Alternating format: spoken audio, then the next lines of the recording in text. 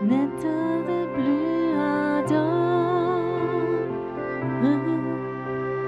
viens, n'éteins plus dans ton cœur, viens, tel que tu es ardent, viens. Aujourd'hui, j'aimerais parler de 3 grandes forces spirituelles qui vont influencer toute ta vie. Vous êtes enthousiaste, curieux? Une fois c'est Martin, Regina, Josué. Ok, je voulais juste vous rendre un peu attentif. Les 3 là sont complètement inoffensifs. J'ai juste réfléchi à la liberté. J'ai vu le dimanche dernier, il y avait un prédicateur qui prêchait pieds nus. Alors je disais, ça aussi je peux faire.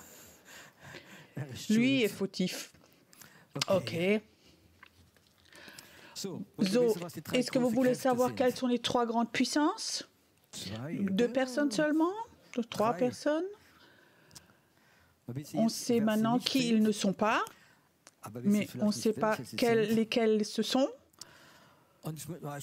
Bon, je dis tout de suite quelles sont les 3 grandes puissances. Une fois, c'est le Saint-Esprit, une fois, c'est notre chair, et c'était la religiosité. La religiosité. Et ce sont 3 grandes puissances. En tant qu'enfant de Dieu, on va toujours être confronté avec ces 3 puissances pendant toute notre vie et ne pense pas, oui, mais je suis prêt, maintenant j'ai le corps du Saint-Esprit, ça n'existe plus. Alors j'aimerais bien te laisser prêcher si tu es comme ça, mais je ne le crois pas. Et j'aimerais pour ça maintenant vous lire des versets de Galates 5, ce chapitre célèbre, c'est pour la liberté que Christ nous a affranchis. Demeurez donc fermes, ne vous laissez pas mettre de nouveau sous le joug de l'esclavage, de la servitude. Il y a une traduction française qui dit « Jésus vous a libéré avec la vraie liberté. Ne prenez pas une fausse liberté. Il y a une fausse liberté et il y a la bonne liberté. Dieu nous a rendus libres et ça, c'est un sentiment merveilleux d'être libre. Amen. C'est peut-être la raison pourquoi avant j'ai demandé, essayez-vous de sourire, de vous détendre quand les gens vont à l'église, qui pensent qu'ils sont chez le dentiste, ils ne sont pas libres. Et ça ne vient pas de l'église, mais ça vient quelque part de ce Dieu qui est toujours en train de gronder. Dieu ne gronde pas. C'est un Dieu plein d'amour au ciel qui est notre papa. Je sais qu'il y a des enfants, ils ont peur de rentrer chez eux parce qu'ils n'avaient pas un bon papa ou une maman bonne. Vous savez, c'est des gens qui souvent pendant toute leur vie auront des défaillances psychiques parce qu'à l'endroit où normalement ils sont aimés, protégés, à cet endroit ils ont été maltraités, tapés, où ils ont vécu de mauvaises choses. Et ça, c'est terrible que dans un endroit où normalement tu devrais être aimé, c'est terrible. L'Église de Jésus devrait être un endroit où les gens se laissent aimer et ils reçoivent la détente, la liberté. Et je crois que c'est ce que j'ai vraiment au fond de mon cœur. Je me rappelle, il y a plusieurs années, j'étais en route, j'étais chrétien, j'étais déjà dans mon affaire. Le soir, j'étais à l'hôtel, je rencontrais un homme au bar et on discutait ensemble. Je ne sais plus comment on arrive sur le thème, mais à Noël, c'est toujours le jour le pire pour lui. Mais Noël, c'est donc normalement les hommes et les femmes ou les enfants se réjouissent parce que c'est une fête d'amour. Même le monde sait ça. Et là, il me disait, tu sais, ma mère s'est remariée, j'avais un beau-père. Mon frère et moi, on est jumeaux. Il nous a presque tous les jours battus. Tous les jours, il nous grondait, il nous tapait et il était très, très dur avec nous. Mais alors, à Noël, ils avaient décidé, le beau-père et ma maman, qu'ils veulent être gentils avec nous. Et tu sais, ça, on n'arrivait pas à le supporter. J'arrivais pas à supporter que quelqu'un qui, pendant 365 jours, me tapait, tout d'un coup, veut être gentil avec moi. Et il dit, chaque année, à Noël, on s'est échappé, on s'est caché dans la forêt, et après, il nous a cherchés avec la lampe de poche, et il nous a de nouveau tapé, parce qu'on est parti, parce qu'on s'est échappé. Et cette histoire de cet homme m'a fait réfléchir. Si tu vas comme ça à l'église, et beaucoup de gens ont cette image, alors c'est là qu'on va être grondé. Toute l'année, on te gronde. Tu sais, l'église, c'est un endroit où on n'est pas grondé, mais on se sent à l'aise, on est aimé. On aide les gens, on les sert. Dis-toi amen sur cela. Et c'est très important dans mon cœur, cela. Ça a à voir avec la liberté, parce que cette religiosité, on enlève toute cette liberté. Et maintenant, il parle un peu de cette religiosité. Quand vous êtes Jésus, vous êtes libre, mais il y aura des temps. Cette église de Galate qui s'est convertie, et vous avez appris à connaître Jésus au travers de Paul. Et alors, il y a des gens qui se sont rajoutés, des Juifs, et ils ont vu que là, il y a des gens qui se sont convertis, sont arrivés à la foi. Et alors, ils ont dit, écoute, si maintenant vous voulez être de bons chrétiens et avoir de la reconnaissance chez les Juifs, il faut encore vous laisser circoncire. Alors Paul dit, je vous dis ce que je vous fais sur Christ ne vous servira de rien. Et j'affirme encore une fois, tout homme qui se fait circoncire, s'il est tenu de pratiquer la loi tout entière. Donc vous êtes séparés de Christ, vous tous qui cherchez la justification dans la loi, vous êtes déchus de la grâce. Et ça c'est une parole très dure. Tu es sauvé par Jésus, par la grâce, tu n'as rien mérité, Jésus a tout fait pour toi à la croix. Et alors il y a un esprit religieux qui dit oui, mais il faut encore que tu fasses ceci ou cela. Et on ne le croit. Parce que cet esprit religieux, que cette puissance vient d'une personne, d'un prédicateur de la religion, ces puissances, la religiosité a une puissance et on le croit et on pense et on fait des choses religieuses. Qu'est-ce que dit Paul? À ce moment, on est séparé de la grâce. La grâce s'enlève quand on commence à faire des choses religieuses pour plaire à Dieu. Et ça, c'est la puissance de la religiosité. Et ça, c'est grave quand la religiosité est là. Je veux dire des choses de la religiosité. La loi est très forte. On commence à parler avec notre conscience. Vous savez ce que c'est notre conscience? Chacun le reçoit en cadeau. C'est ça, c'est que tu reconnais ce qui est bien et mal.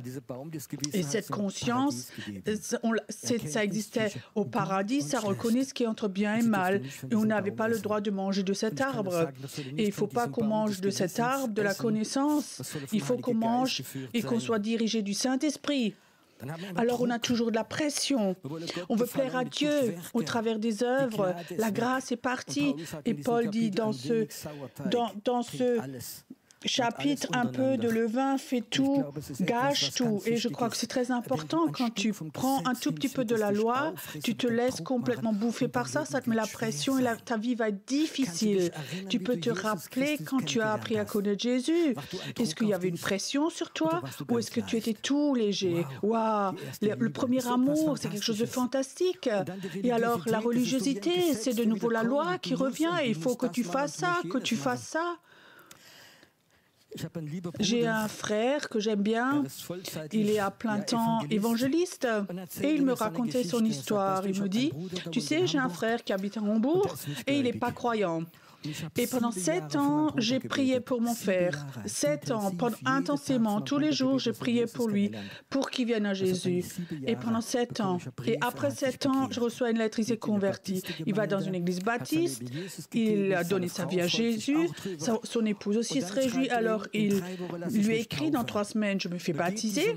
Alors, cet homme va chez son frère, il fait presque 800 km à Hambourg pour aller à ce baptême, pour être avec, quand son frère se fait baptiser. Son frère se fait baptiser et toute la famille est là et il y a beaucoup de joie qui est là. Et alors, à peine il a donné son témoignage de son baptême, il veut s'asseoir derrière. Il y a une femme âgée qui vient vers lui et il dit « Maintenant que tu es baptisé, maintenant il ne faut plus que tu fumes. » Elle pensait bien faire. On n'a plus le droit de fumer. Alors il croyait que cette femme qui était si longtemps croyante, elle doit savoir, elle. Alors il va chez sa femme et ses enfants, maintenant je fume plus. Et c'était un fumeur avec 3 paquets par jour. Alors il rentre chez lui et sa femme raconte, il était comme une bête sauvage. Il a essayé d'arrêter pendant 3 jours. Et il disait, il fallait que je cache les enfants tellement il était agressif. Et après 3 jours, il a de nouveau commencé à fumer. Et tu sais ce qu'il a dit? Moi, je ne veux plus rien avoir à faire avec Dieu. C'est fini. Il a jeté sa foi parce qu'il avait été agressé par un esprit religieux. Avec la religiosité, tu peux tuer quelqu'un. Tu peux lui enlever la liberté. Tu peux lui enlever la joie. Je sais qu'il y a certains d'entre vous qui disent « Pierrot dit il faut fumer ». Non, Pierrot n'a pas dit il faut fumer. Mais tu sais, ce n'est pas avec la religiosité et pas avec l'accusation. Dieu t'aime quand tu fumes. Dieu t'aime quand tu bois de l'alcool, que tu es alcoolique. OK. Maintenant, c'est les alcooliques qui ont dit Amen, sans doute.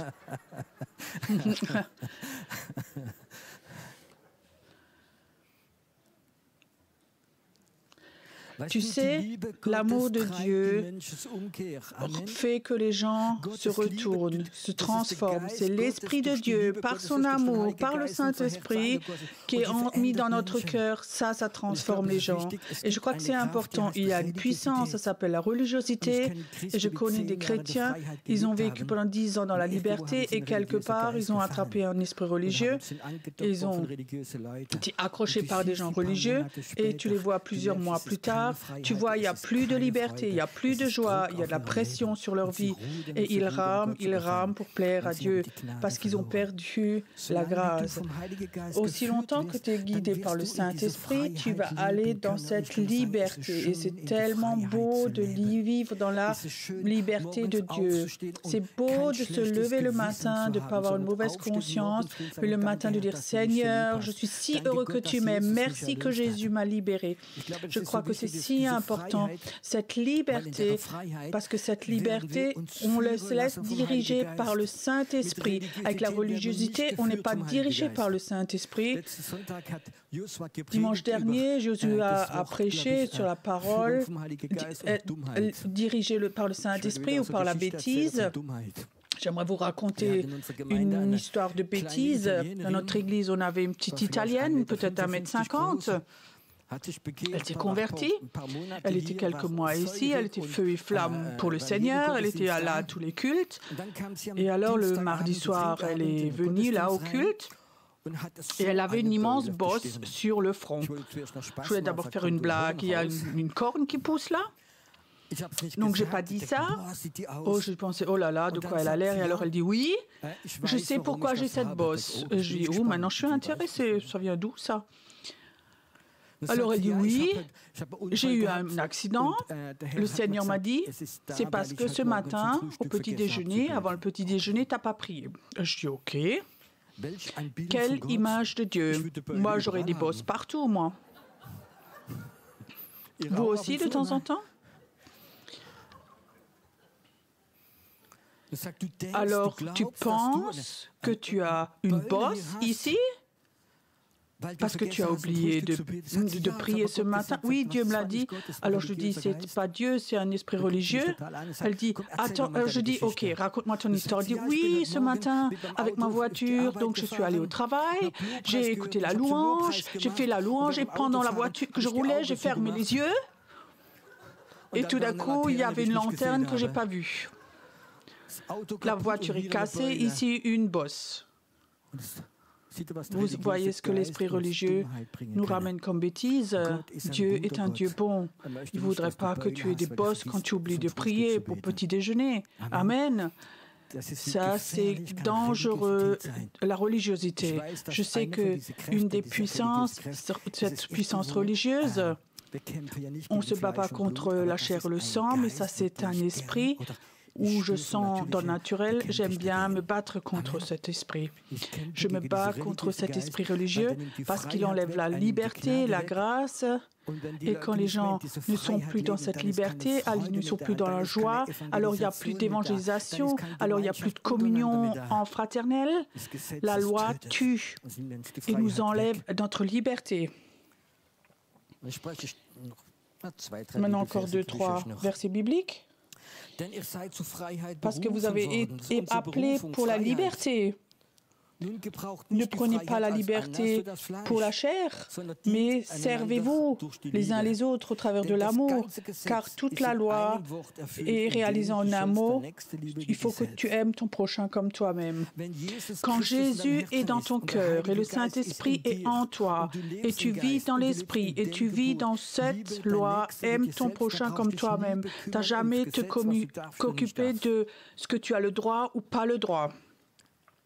Si tu aimes quelqu'un, tu vas lui mentir, tu vas parler négativement. Non, si on s'aime entre nous de tout cœur, avec l'amour de Dieu, ce que Dieu nous a donné, alors on ne va pas mentir, s'accuser, on va s'honorer.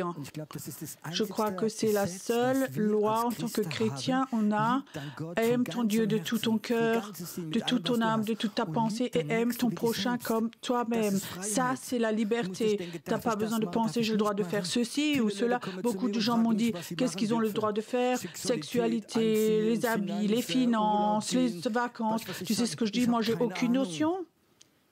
J'ai aucune notion de ce que Dieu a le droit de faire. Ça ne m'intéresse pas non plus. Mais si le Saint-Esprit est en toi, alors je te promets, quand le Saint-Esprit est là, tu n'as pas cette pression. Le Saint-Esprit, c'est celui qui nous dirige. C'est le Saint-Esprit, peut même te dire, quand tu regardes la télé, s'il faut continuer à regarder ou pas. Amen. Pas le pasteur a le droit de te dire quel film tu as le droit de voir ou pas, les infos lesquelles tu as le droit de voir ou pas. Non, c'est le Saint-Esprit qui fait cela. Le Saint-Esprit veut nous diriger dans beaucoup de choses, dans ce que tu dois regarder, lire, où tu as le droit d'aller. On a donc une communion avec le Saint-Esprit. C'est celui qui nous dirige, c'est celui qui nous dirige. Il est plein d'amour. Ne mets pas une liste de lois, ce que tu as le droit de faire, ce que tu as le droit de manger, combien. Cette religiosité tue. Après, on a ce Saint-Esprit qui nous dirige. Après, on a aussi la chair. Vous connaissez ça? Il y en a qui en ont plus, qui en ont moins. Un homme avait 200 kilos, et il disait oui, c'est bon d'avoir beaucoup de chair parce que le Saint-Esprit tombe sur toute chair. Mais il n'avait pas tout à fait compris ce que dit la Bible, mais je parle de l'autre chair. La chair, c'est rien d'autre que mon moi. Je fais ce que moi je veux. Vous connaissez ça? Pendant des années, j'ai vécu avec ça. Moi, je suis mon propre chef. Très tôt, je me suis mis à mon compte parce que c'était en moi. Je ne voulais pas que quelqu'un d'autre me dise ce que j'ai à faire. Moi, je fais ce que je veux. Au fond, c'est juste pas cet ego, mais c'est notre chair. Et je crois, il faut que tu saches ce que c'est la chair. Je vais vous raconter différentes choses. Il faut qu'on la crucifie. Peut-être que certains disent aussi, ouh, ça j'ai aussi. Martin, on fait avec une serviette ou sans? Sans serviette. Tu as peur? Mais soyez honnête, vous connaissez ça, la colère? Tout d'un coup, vous êtes coléreux contre quelque chose? Quand il y a l'injustice, tu as vu une injustice, une amertume, ou de la haine, l'accusation, un mensonge, l'avidité, une sexualité pas pure, de parler négativement, toutes ces choses, c'est la chair. Et tout ça, c'est en nous. On dit aussi que c'est des faiblesses de caractère. Et si tu marches avec le Saint-Esprit, avec l'amour de Dieu te transforme petit à petit. Tu vas avoir les fruits du Saint-Esprit. Ça veut dire tu produis rien, ça vient tout seul. Quand tu es en communion avec le Saint-Esprit, il commence à transformer quelque chose en toi. Mais ça ne va jamais être fini.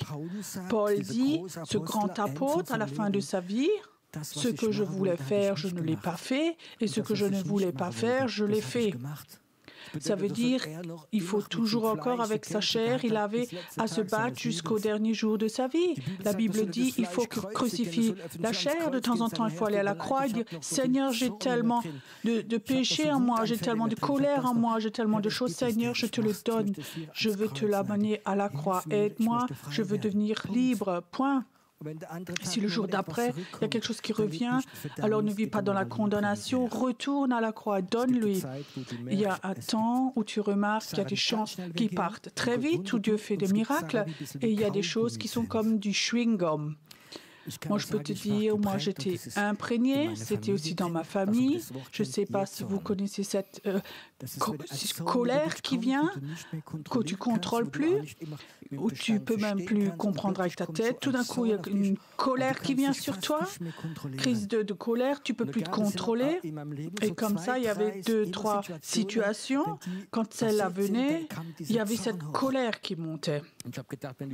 Et je pensais, si tu as appris à connaître Jésus, et tu es enfant de Dieu, il n'y a plus de problème en moi, ça on peut le contrôler. Mais je remarquais, on ne peut pas contrôler. Et peut-être que les hommes peuvent mieux comprendre que moi, il y a quelque chose qui, comme ça, faisait monter cette colère. C'était quand, dans la circulation, que quelqu'un me prenait la priorité et peut-être que rayonnait et me montrait un certain doigt ou quelque chose. Alors, il y avait cette colère qui montait en moi. Une fois à Strasbourg, j'avais une telle colère que je suis sautée de ma voiture et j'ai presque renversé la voiture en face, tellement cette colère était forte en moi. Et alors, je sais encore, je connaissais déjà Jésus, je connaissais déjà son amour, et je pensais que j'étais libre de tout, et je voyais encore cette route qui va à Ikea. Quelqu'un me prend la priorité, et quelqu'un donc me klaxonne. Donc j'étais content que l'homme est parti avec sa voiture. Si j'étais sorti de la voiture, je l'aurais tapé. Enfant de Dieu, pardon, amour, et tu veux taper les autres, et pas juste un tout petit peu, mais un peu plus qu'un peu. Et je sais encore, il y avait un parking, je suis allée là, et j'étais là debout, et je sentais cette colère. Et après, quand l'homme était parti, cette colère était finie. Et quand cette colère était de nouveau partie, je sentais comme ça en moi, Seigneur, qu'est-ce que c'est ça? Et le Saint-Esprit était là. Et alors, il y a quelque chose qui s'est passé. J'ai pleuré comme un petit enfant. Je dis, Seigneur, comment ça se fait? Je suis enfant de Dieu. Et j'ai tellement de colère et je voulais taper quelqu'un ou j'aurais pu tuer quelqu'un. Ça se peut donc pas.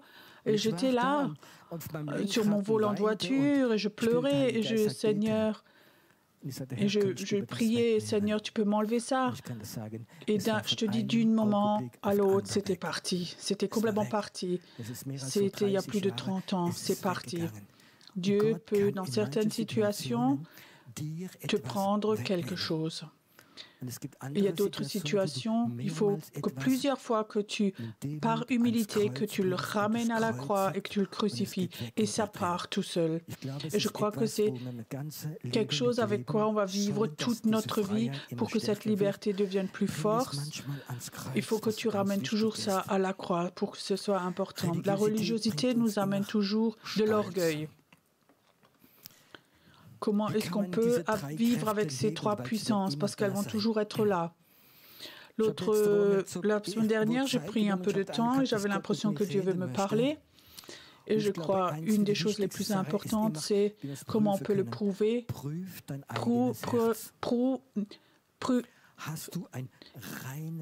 Est-ce que tu as un cœur pur? Le cœur, c'est le centre de notre personnalité. Éprouve ton propre cœur. Comment est-ce qu'on éprouve son propre cœur? Premièrement, il y a de l'amour dedans. La deuxième, c'est quelle est la motivation quand tu fais quelque chose? Quelle est la motivation? Quelle est la motivation quand tu donnes ton témoignage? Tu le fais par amour, par Jésus? Ou est-ce que tu le fais par religiosité? Il faut que tu donnes témoignage, comme les témoins de Jéhovah qui doivent faire des heures avec leur petit livre et faire du porte-à-porte. Si ce n'est pas un esprit religion, ce serait un travail merveilleux. Où il y a cette liberté alors? Quelle est la motivation? Pourquoi tu fais quelque chose? Quelle est la motivation? Quand tu es leader de louange et tu diriges l'assemblée dans la louange, quelle est ta motivation? C'est de servir les gens pour glorifier Jésus. Tout ce que tu fais, quelle est ta motivation? Et tu remarques que dans la motivation, quelque chose qui est scindé, il y a quelque chose qui n'est pas bon, alors éprouve ton cœur. Je crois qu'on a cette liberté, on l'a reçue, que dans ton cœur, si on l'éprouve, on sent peut-être si quelque part la chair a pris le dessus ou si c'est un esprit religieux qui est venu. Et je crois que les chrétiens, régulièrement, doivent faire cela. Notre cœur, ton cœur, mon cœur, il faut qu'on l'éprouve. Comment ils font ça? Comme on éprouve si la coiffure est bien, donc on prend une brosse. Si vous éprouvez qu'il y a du rouge à lèvres sur vos lèvres, ça va vite. Mais éprouver le cœur, il faut un peu plus de temps. Il faut aller tout profondément. Qu'est-ce qui est dans ton cœur? Est-ce que dans ton cœur, il y a un bout d'orgueil, de la religiosité? Qu'est-ce qui est rentré dans ton cœur? Est-ce que la chair a pris le dessus? Éprouve ton cœur. Et quand tu éprouves ton cœur avec le Saint-Esprit, tu as la connaissance. Ça et ça, ce n'est plus OK. Seigneur, je vais à la croix et je suis désolé. Et quelle est ma motivation pour faire ceci ou cela? N'était plus bonne. Seigneur, pardonne-moi. Et tu vas tout de suite voir comme cette liberté de l'esprit va revenir. Tu vas de nouveau recevoir de l'amour, recevoir de la liberté, avoir ce sentiment d'être tout léger. C'est parti tout ça de nouveau. Si on éprouve notre cœur une fois lent, ça va être très difficile alors. Mais prenez-vous le temps d'éprouver votre cœur très fréquemment, c'est important. Et maintenant, il y a des gens peut-être qui disent, oui, tu as oublié une puissance, la puissance des démons. Est-ce que les démons ont une puissance? Oui, ils ont une puissance. Les puissances, ils peuvent être puissants, ils ont une force, mais ils n'ont que du droit à une puissance sur la base de ta chair, mais pas sur la base du Saint-Esprit. La Bible dit qu'aucune malédiction qui n'est pas justifiée par la chair ne peut pas te toucher. S'il y a des attaques démoniaques, ça vient toujours, ça a à voir avec ta chair. Et ta chair et les démons, c'est deux choses. Mais je te donne maintenant un exemple. Si tu souffres de la colère et tu as souvent comme ça des crises de colère, alors tu ouvres la porte pour les démons. Si par exemple tu es orgueilleux, tu ouvres la porte et les démons vont venir en toi.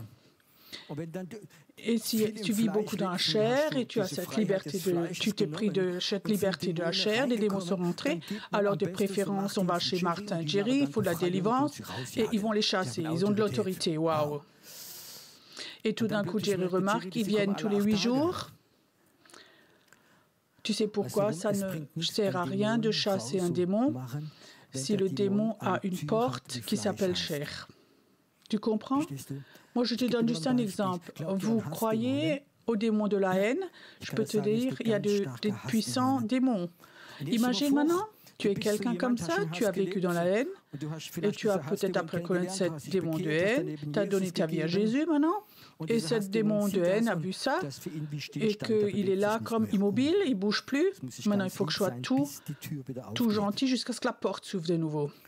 Alors, tu commences peut-être dans une situation où tu as été maltraité et tu as des pensées de haine, des paroles de haine, et ce démon de haine, il va tout de suite revenir.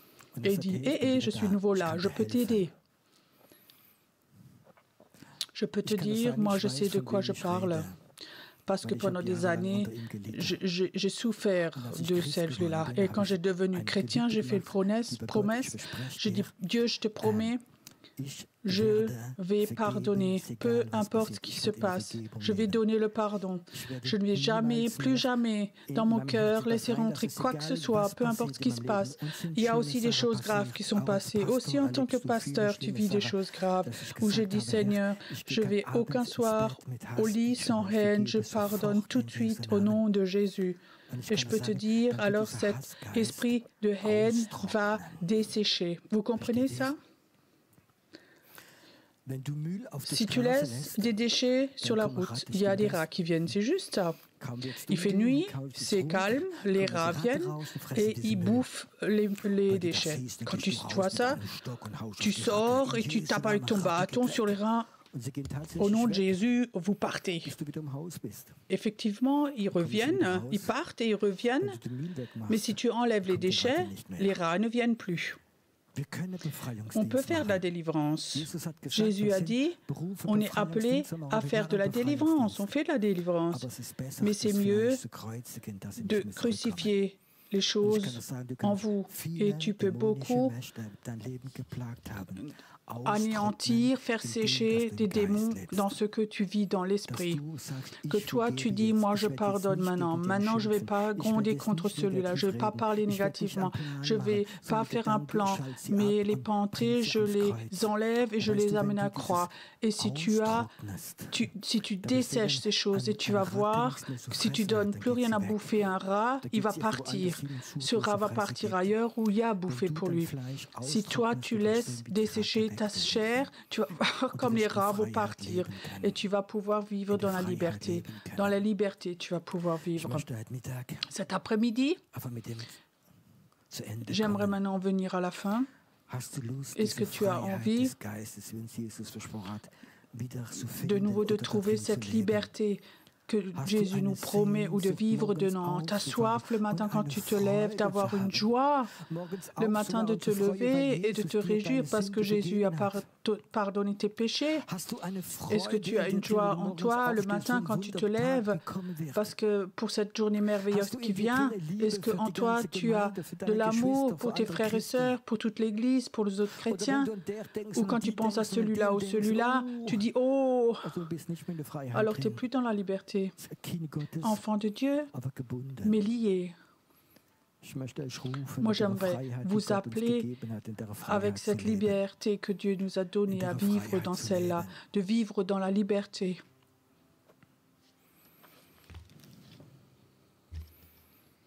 Il ne faut pas que tu rentres chez toi comme tu es venu. Aussi toi qui regardes chez toi, il ne faut pas que tu éteignes maintenant, mais c'est un moment maintenant où Dieu t'appelle. Il dit, je t'ai appelé à vivre dans cette liberté. Je t'ai appelé à être libre, les pensées de Dieu pour que tu les prennes, avoir ces pensées, d'être toujours semblable à Jésus. Je t'ai appelé à vivre dans la liberté. La légèreté du premier amour, de le retrouver, d'être amoureux de Jésus. Je t'ai appelé.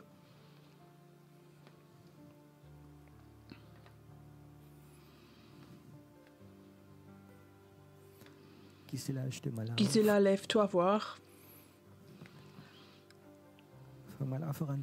Commence simplement à siffler.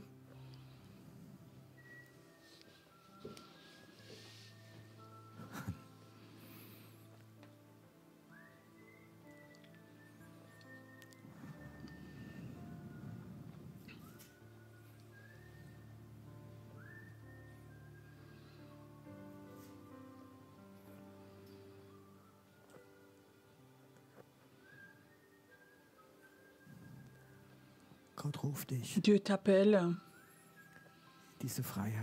à venir dans cette liberté.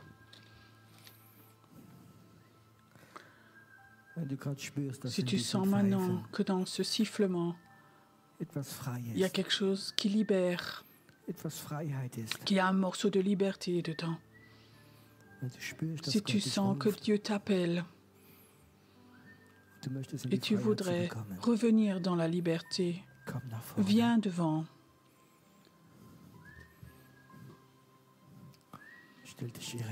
Mets-toi là, debout.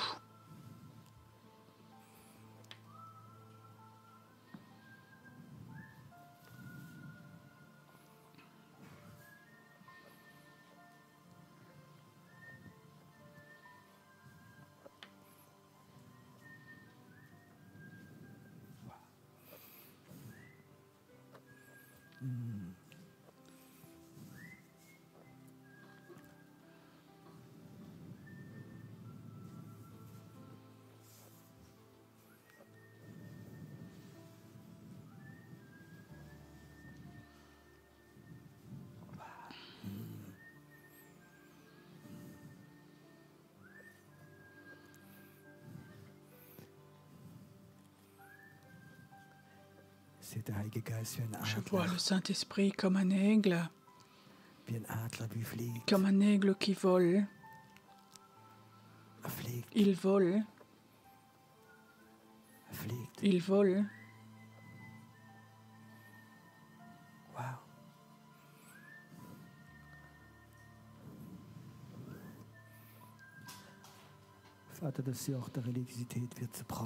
Père, le joug de la religiosité va être brisé. L'accusateur des frères va s'arrêter, va être stoppé.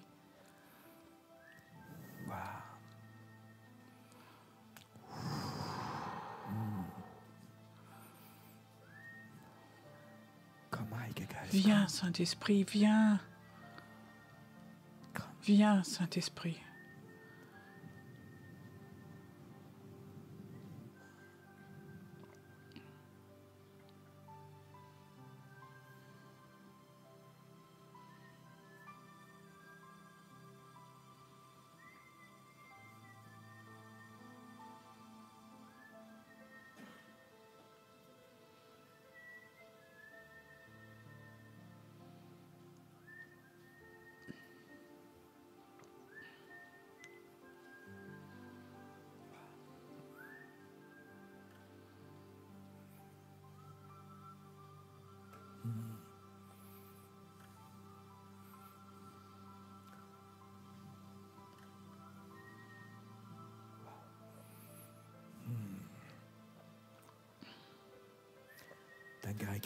Merci Saint-Esprit que tu commences à agir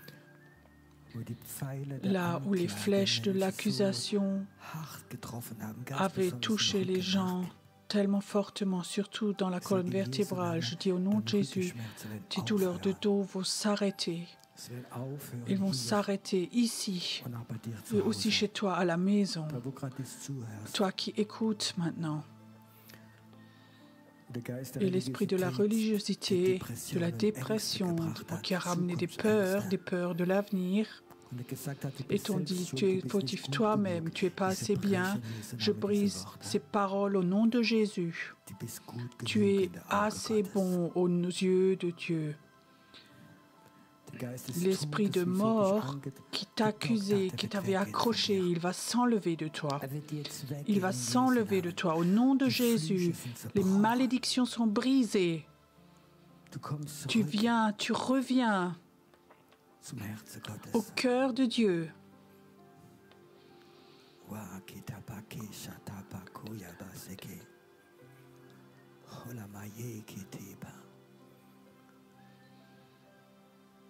Reçois maintenant. Reçois maintenant. Reçois maintenant.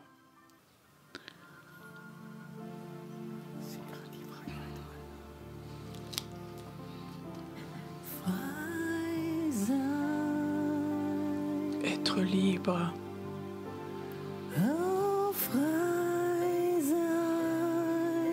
Être libre.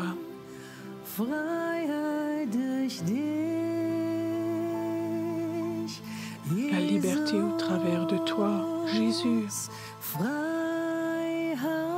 La liberté au travers de tes mains.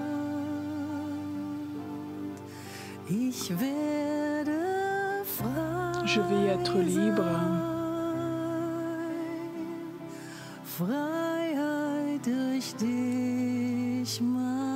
La liberté au travers de toi, par toi.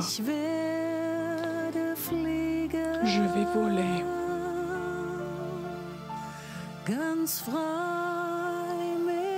Complètement libre avec toi.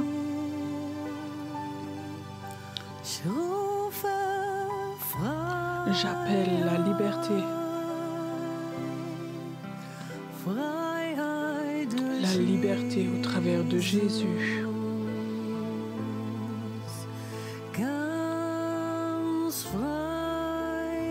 Complètement libre, être complètement libre. En toi, mon Dieu.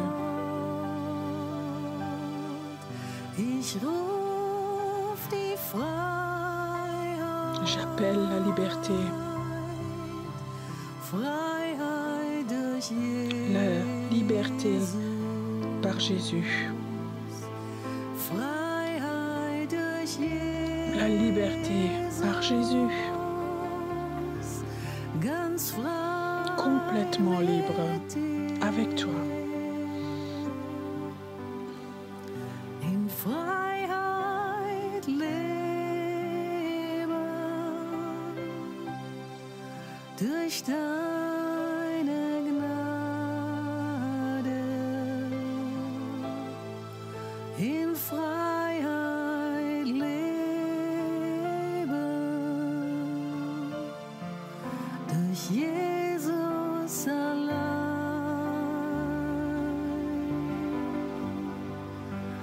Deine Freiheit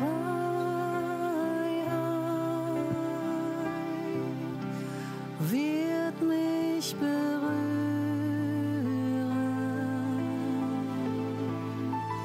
Deine Freiheit, ganz frei durch dich, ganz frei. Jesus, ganz frei durch Jesus, du machst mich frei, du machst mich frei,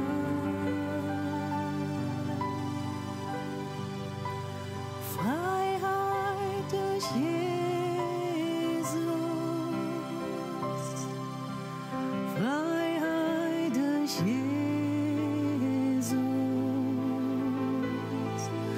Ich liebe die Freiheit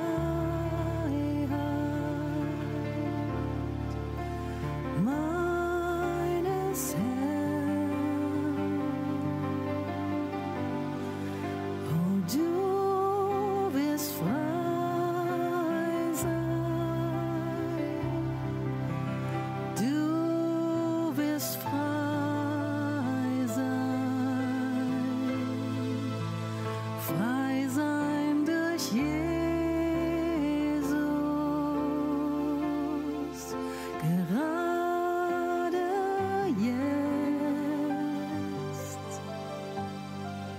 Und du wirst frei sein.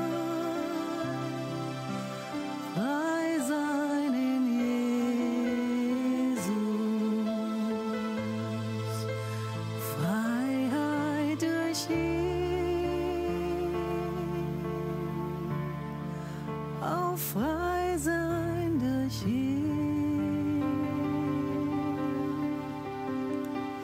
Ich rufe Freiheit.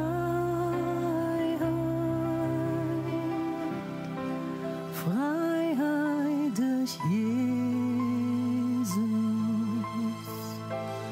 Du berührst mich jetzt. Du berührst uns jetzt. Freiheit durch Jesus.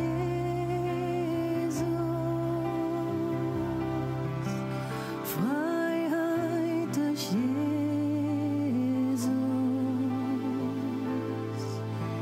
Frei sein durch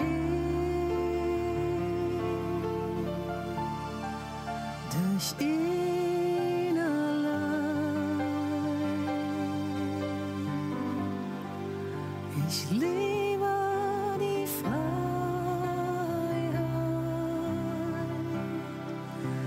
Freiheit durch Jesus.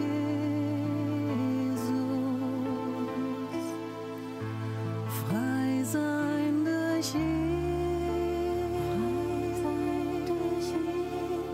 durch Jesus allein. Durch Jesus allein.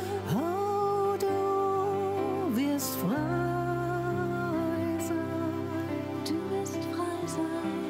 Frei sein durch Jesus.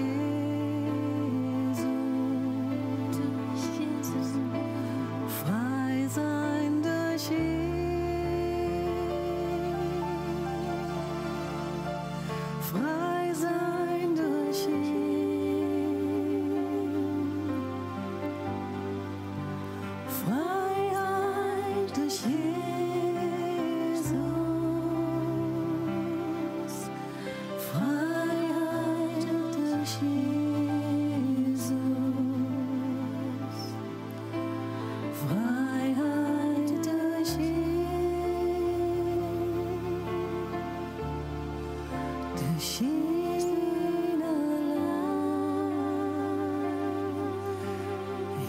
Jesus, du machst frei.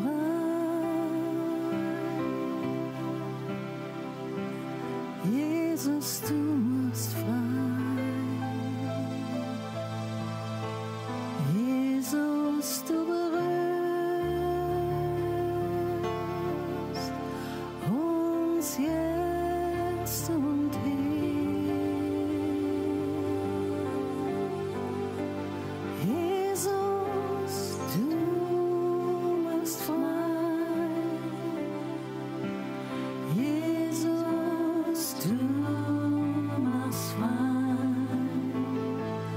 Du berührst uns jetzt. Du berührst uns jetzt. Ich liebe die Freiheit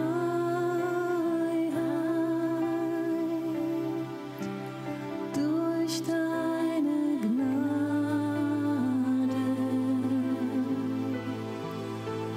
Freiheit durch dich.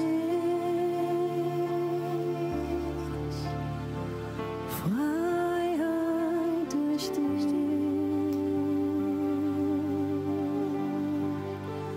Du wirst frei sein. Frei sein in Jesus.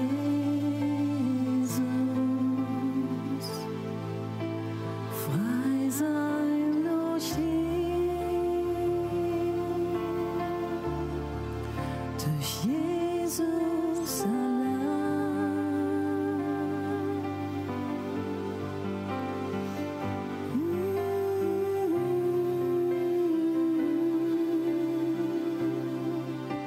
Streck dich zu mir aus. Streck dich aus zu mir. Streck dich aus zu mir. Streck dich aus zu mir. Streck dich aus zu mir. Streck dich aus zu mir. Streck dich aus zu mir. Fühl dich wohl in meiner Gegenwart.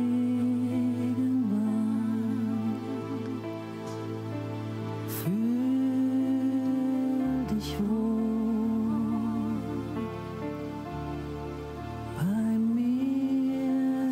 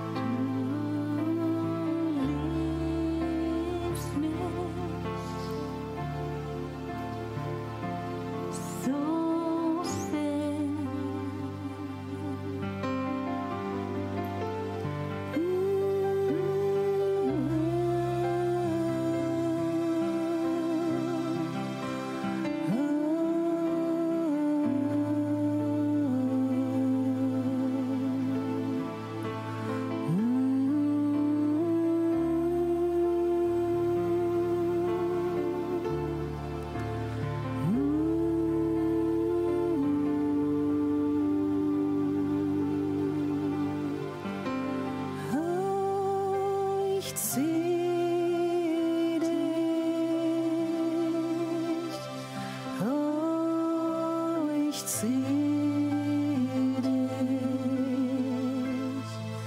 ganz nah zu mir, ganz nah zu mir.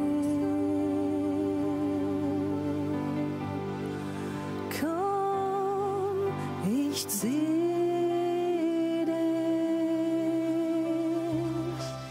in die Freiheit,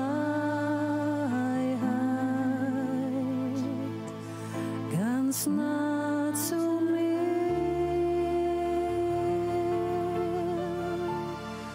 ganz nah zu mir.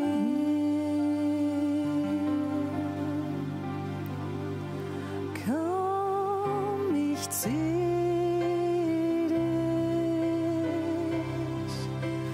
in die Freiheit, ganz nah zu mir, ganz nah zu mir.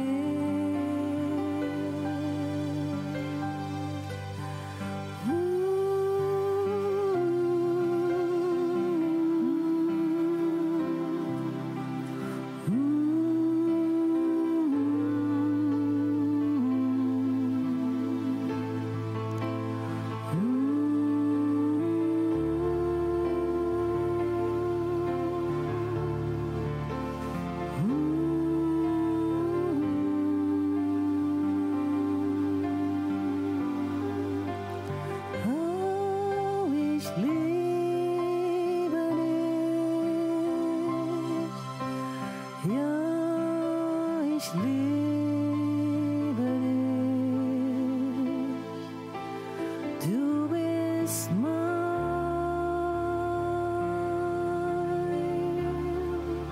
und ich bin dein.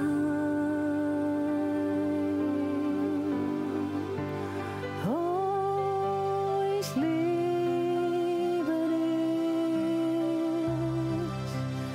ja, ich liebe dich, du bist mein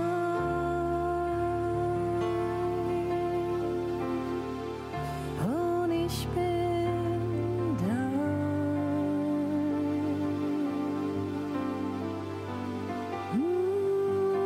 Ich liebe dich,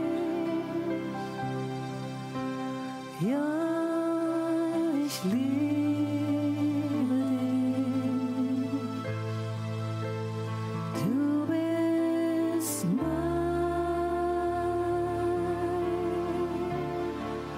und ich bin dein.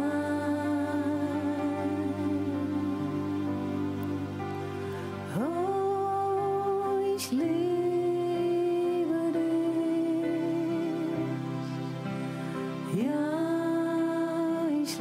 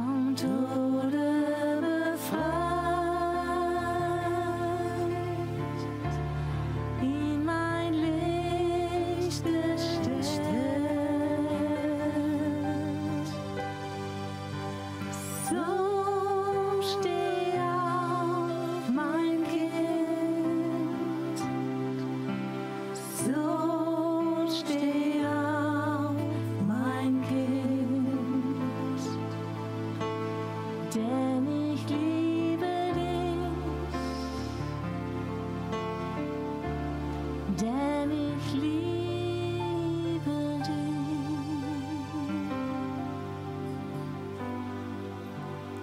So steh auf, mein Kind, so steh auf, mein Kind, so steh auf, mein Kind, so steh auf, so steh auf, mein Kind, so steh auf, mein Kind, denn du bist berufen,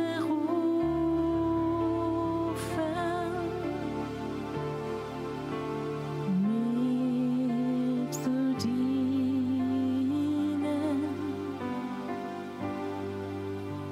So steh auf, mein Kind,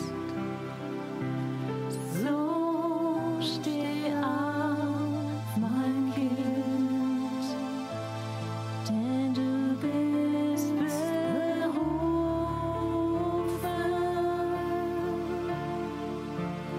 mir zu dienen.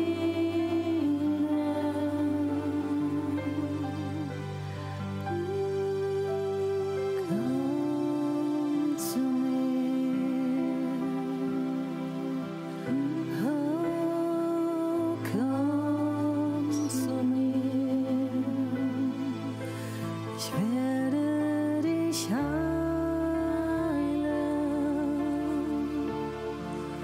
ich werde dich heilen, ja, komm zu mir,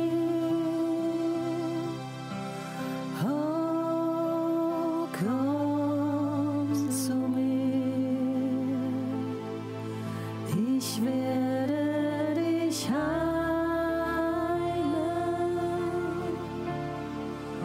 ich werde dich heilen,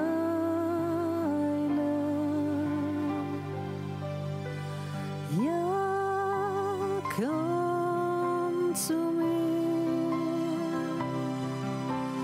oh, komm zu mir, ich werde dich heilen,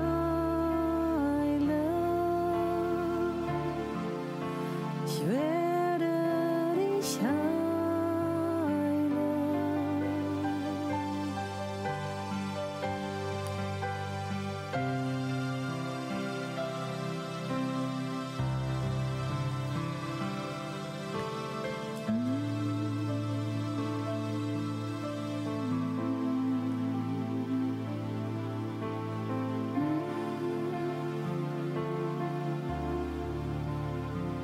Komm in meine Gegenwart,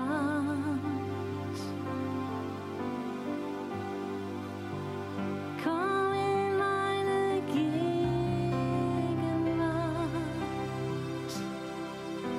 und du wirst frei sein.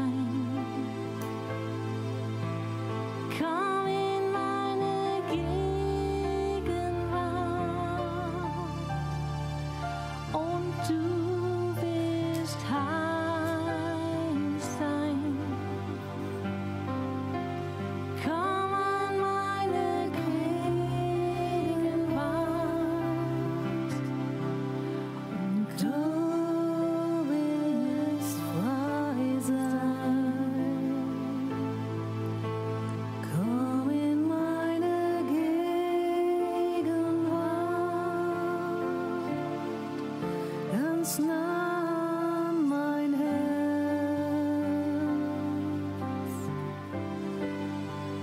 Komm in meine Gegenwart,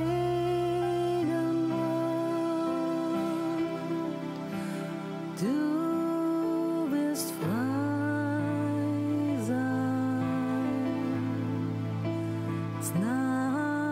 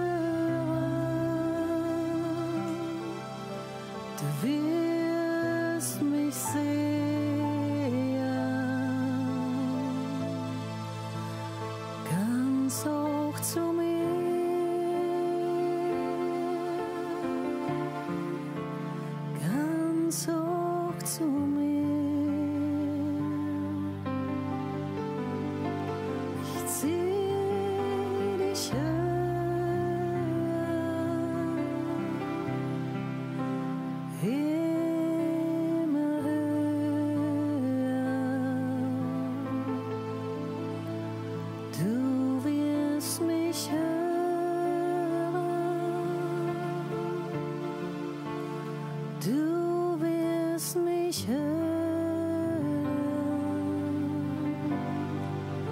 Ich zieh dich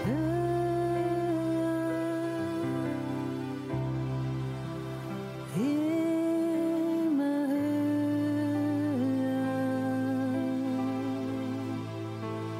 Du wirst mich sehen. Du wirst mich sehen.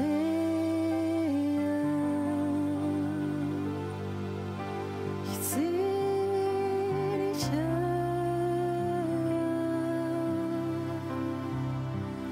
immer höher.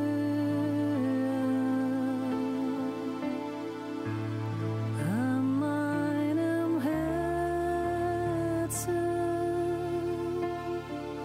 bist du zu Hause. Du wirst mich hören.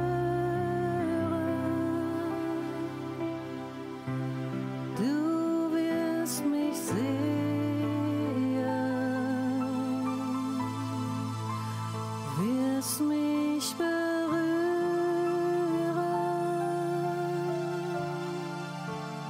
Deinen Gott.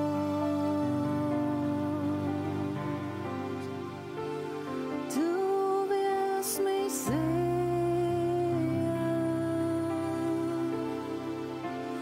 Du wirst mich hören. An meinem Herzen bist du zu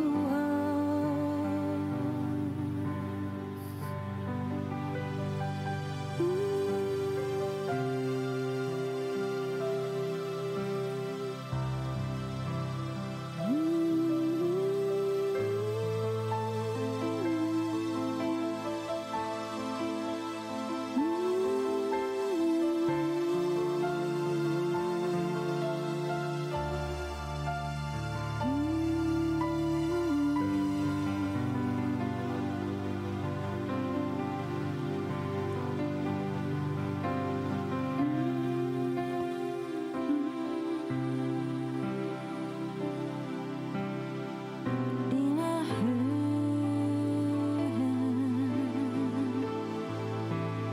wirst du fliegen,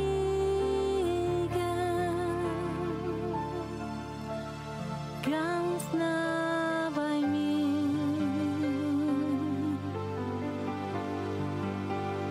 Oh, du wirst fliegen,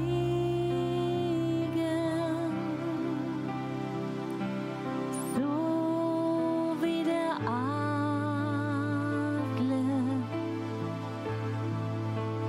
Oh, du wirst fliegen.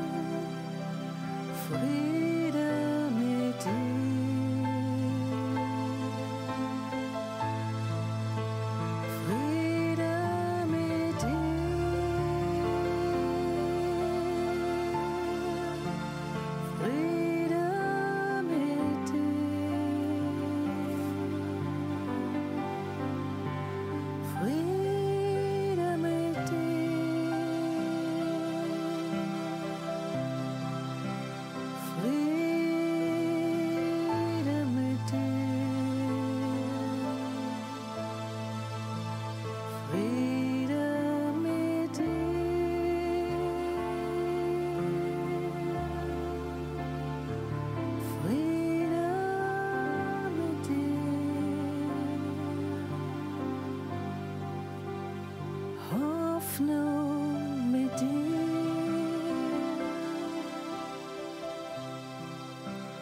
Hoffnung mit dir.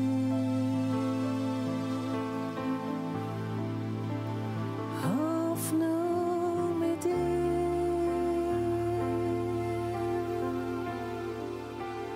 Hoffnung mit dir.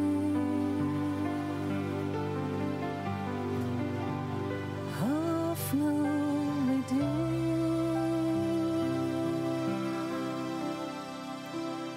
Hoffnung mit dir.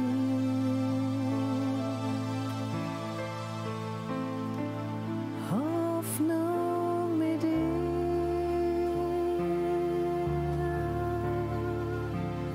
Hoffnung mit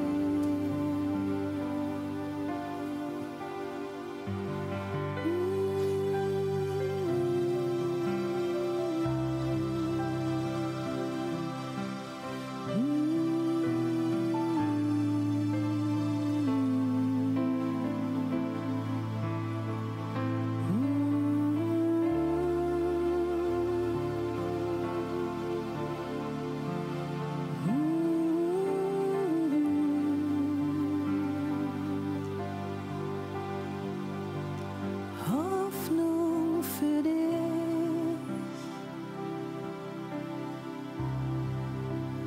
Hoffnung für dich.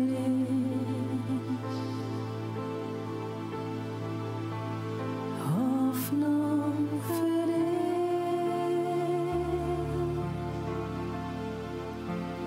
Hoffnung für dich. Geist Gottes wollte das verändern, dieses kleine Wort. Hoffnung für dich. Hoffnung für dich.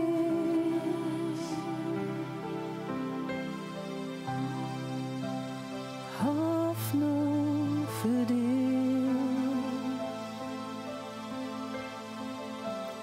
Hoffnung für dich.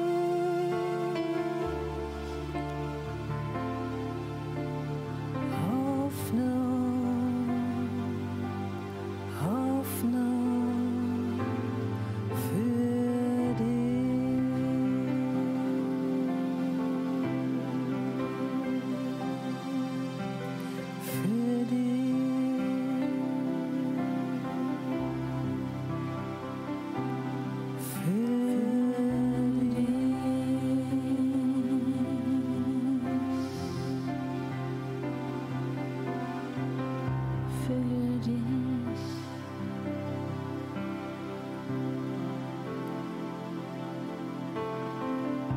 Für dich soll es Gnade regnen.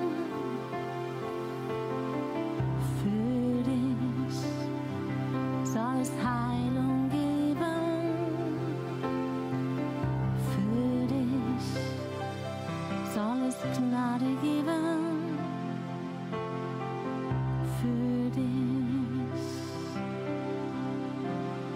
ein neuer Anfang.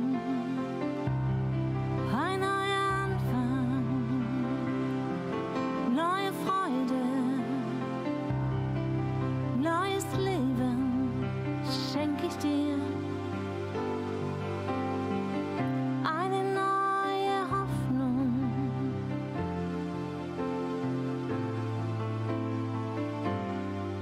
Für dich soll es Gnade regnen hier. Oh, du bist ein Befreiter. Oh, du bist ein Geliebter, ein Begnadigter, ein Befreiter. Für dich soll es Gnadentropfen regnen. Für dich soll es Heilungstropfen regnen. Für dich sollen Zeichen und Wunder geschehen. Für dich soll der Tod weg sein und das Leben soll kommen. Für dich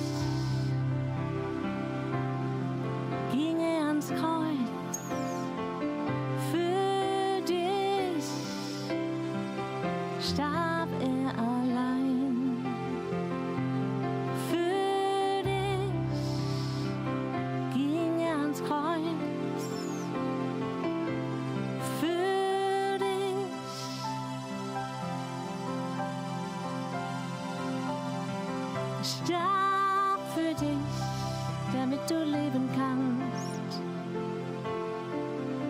Du starbst für mich.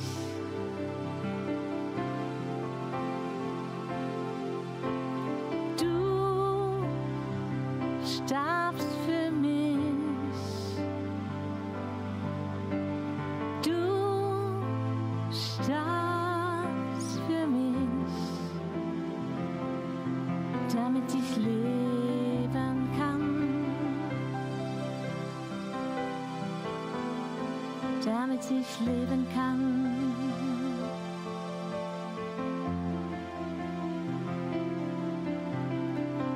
Du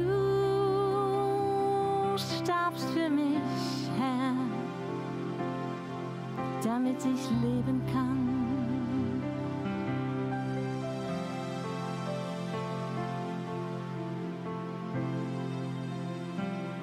Oh, du bist das Auge im Sturm. Du bist das Auge im Sturm.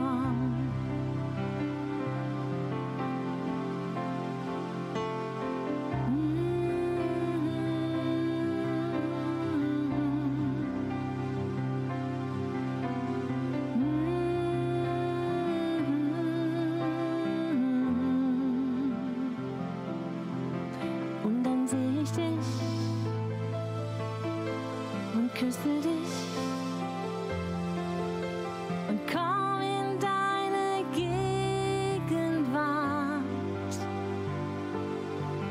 denn ich habe Sehnsucht nach dir.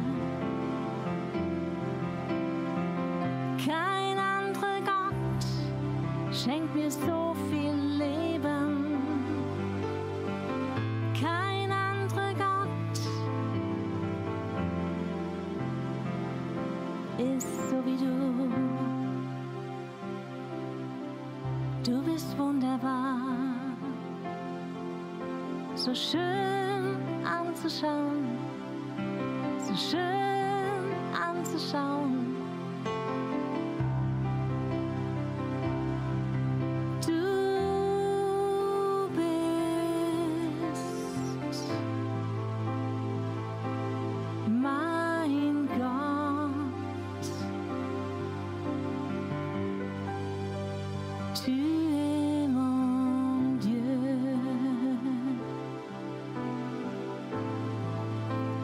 Tu es mon Dieu.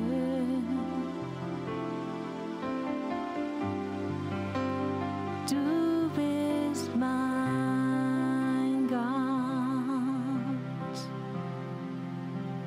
Tu es mon Dieu.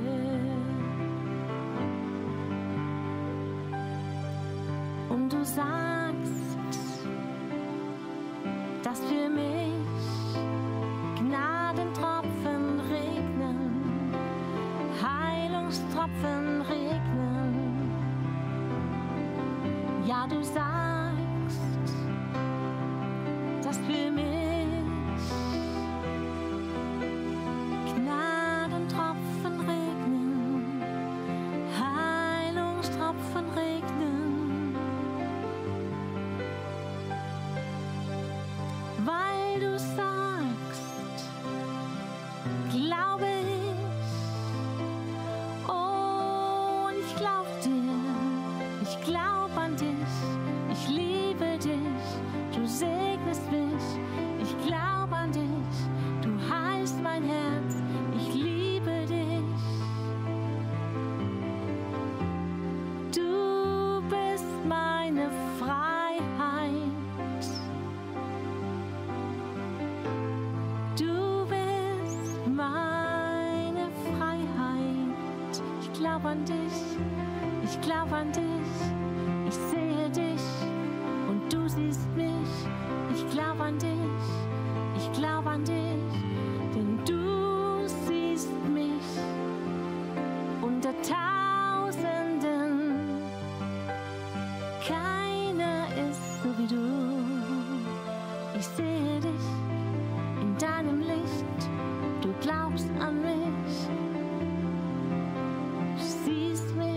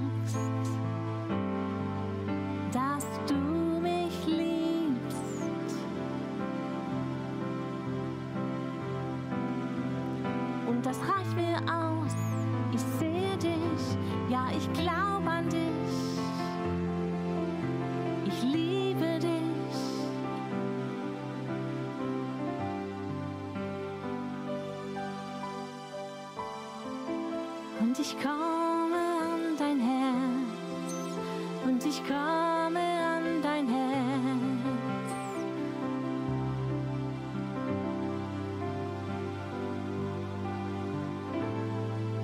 Weil du die Menschen suchst, die niemand mehr fragt, die niemand mehr kennen will.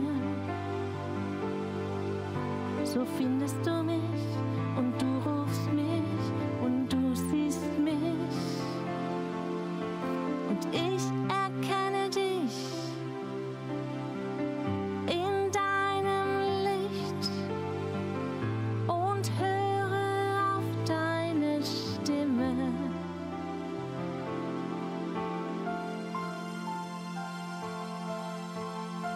Denn du liebst mich, ja du liebst mich.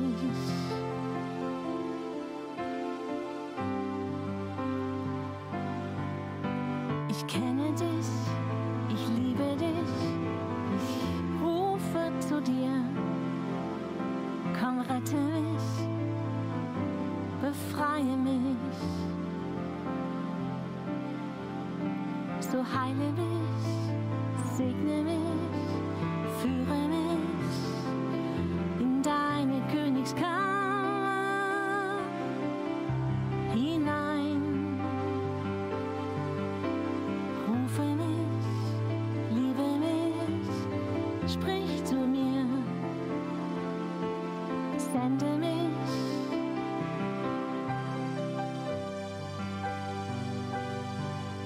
Denn du bist Licht und der Weg, die Wahrheit und das Leben. So rufe mich,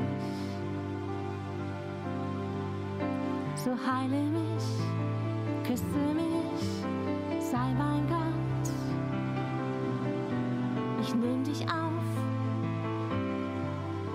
ich glaub an dich. Ich geb dir eine Chance, befreie mich und liebe mich, mein Gott, weil ich dich brauche.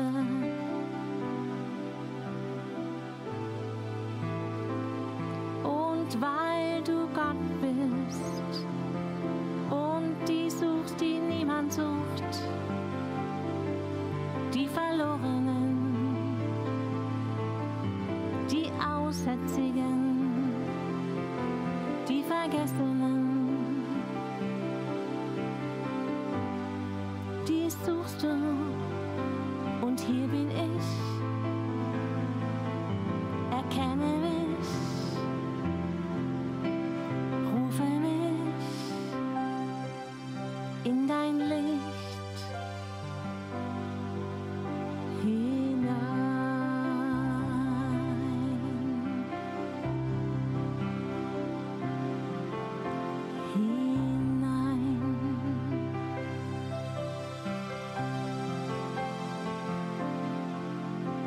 Suche mich, liebe mich, küsse mich. Ich glaube an dich, ich liebe dich, ich bete dich an. Denn du bist der Weg, die Wahrheit und das Leben.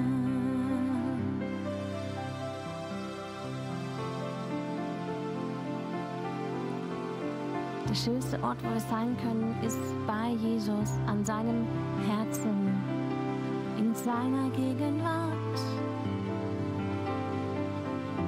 Dort sehe ich dich in deinem Licht.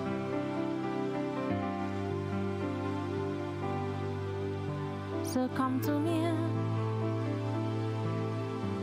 ich brauche dich.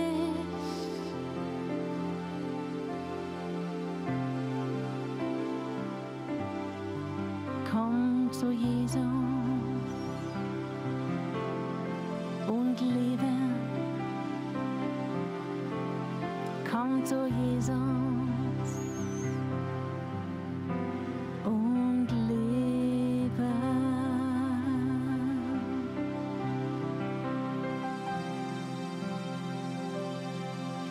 denn er glaubt an dich. Oh, er glaubt an dich. Er glaubt an dich.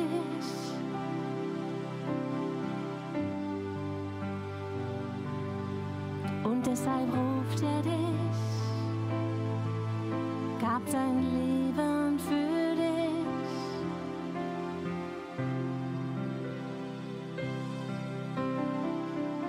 Und er gibt dir seine Hand, gerade jetzt. Nie mehr getrennt von mir, nie mehr allein sein, nie mehr verzweifelt sein. Hab dich gefunden, nie mehr Krankheit.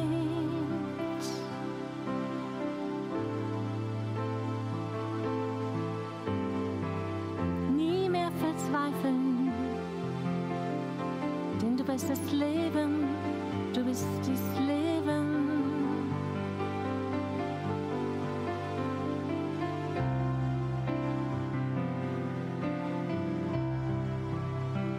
Niemals mehr in der Krankheit allein sein, denn du bist das Leben. Und Zeichen und Wunder geschehen. Hier an diesem Ort.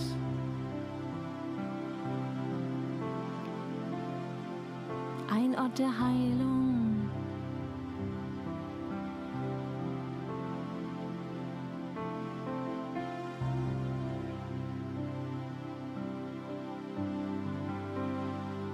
Ein Ort der Heilung.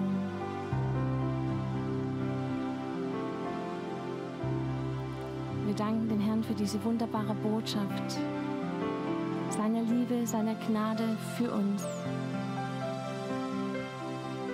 So gib diese Botschaft weiter an Menschen, die du kennst. Er ist der Befreier. Er ist unser Heiler. Wir werden auf ewig bei ihm sein. Für immer bei dir. Und schon jetzt dürfen wir dich erkennen. Jeden Tag, jede Nacht, jede Stunde, jeden Augenblick bist du da. Du bist alles für mich. Ich glaube an dich, ich sehe dich, ich liebe dich, denn du bist da.